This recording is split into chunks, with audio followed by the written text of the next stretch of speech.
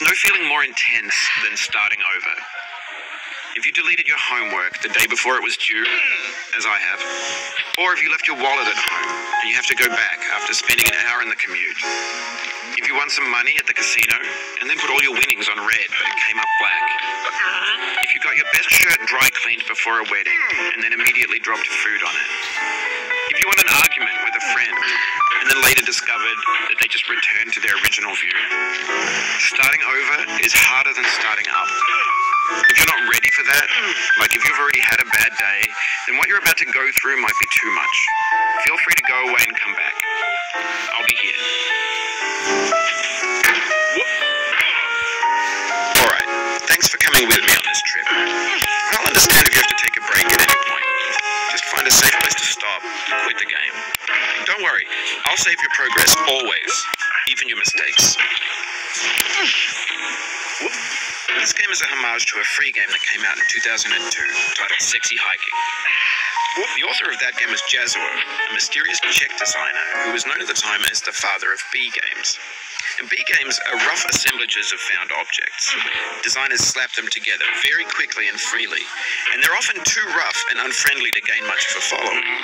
They're built more for the joy of building them than as polished products. In a certain way, Sexy Hiking is the perfect embodiment of a B game. It's built almost entirely out of found and recycled parts, and it's one of the most unusual and unfriendly games of its time. In it, your task is simply to drag yourself up a mountain with a hammer. And that act of climbing, in the digital world or in real life, has certain essential properties that give the game its flavor. No amount of forward progress is guaranteed. Some cliffs are too sheer or too slippery, and the player is constantly, unremittingly in danger of falling and losing everything. Anyway, when you start Sexy Hiking, you're standing next to this dead tree that blocks the way to the entire rest of the game. It might take you an hour to get over that tree, and a lot of people never got past it. You prod and you poke at it, exploring the limits of your reach and your strength, trying to find a way up and over. And there's a sense of truth in that lack of compromise.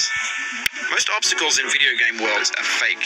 You can be completely confident in your ability to get through them once you have the correct method or the correct equipment or just by spending enough time. In that sense, every pixelated obstacle in Sexy Hiking is real.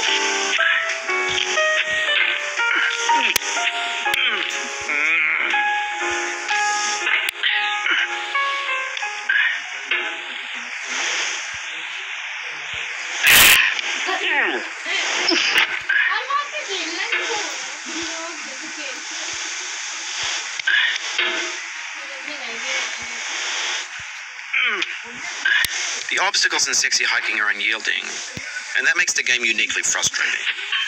But I'm not sure Jazzuo intended to make a frustrating game. The frustration is just essential to the act of climbing, and it's authentic to the process of building a game about climbing. A funny thing happened to me as I was building this mountain. I'd have an idea for a new obstacle, and I'd build it, test it, and it would usually turn out to be unreasonably hard. But I couldn't bring myself to make it easier. It already felt like my inability to get past a new obstacle was my fault as a player rather than as a builder. Imaginary mountains build themselves from our efforts to climb them, and it's our repeated attempts to reach the summit that turns those mountains into something real. When you're building a video game world, you're building with ideas, and that can be like working with quickset cement.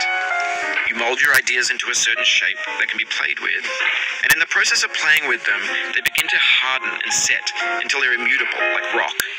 And at that point, you can't change the world, not without breaking it into pieces and starting fresh with new ideas.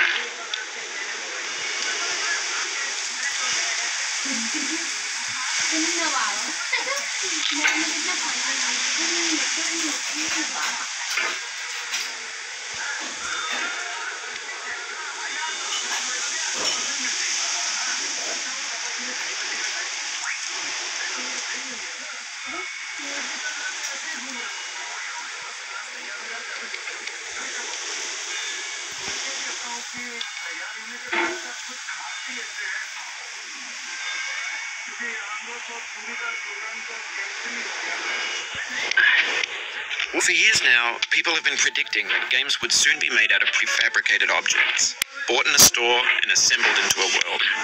And for the most part, that hasn't happened, because the objects in the stores are trash. I don't mean they look bad or that they're badly made, although a lot of them are. I mean they're trash in the way that food becomes trash as soon as you put it in the sink. Things are made to be consumed and used in a certain context, and once the moment is gone, they transform into garbage. In the context of technology, those moments pass by in seconds.